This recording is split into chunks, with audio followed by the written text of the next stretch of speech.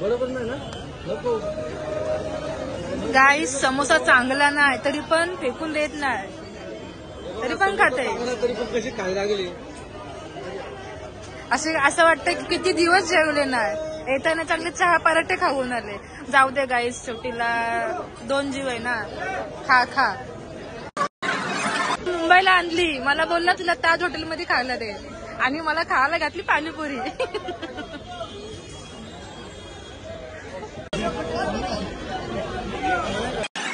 Hi guys, माझ्यासोबत फिरायला आलाय पण सध्या लोक नुसतं सेल्फी काढायला मागं लागले.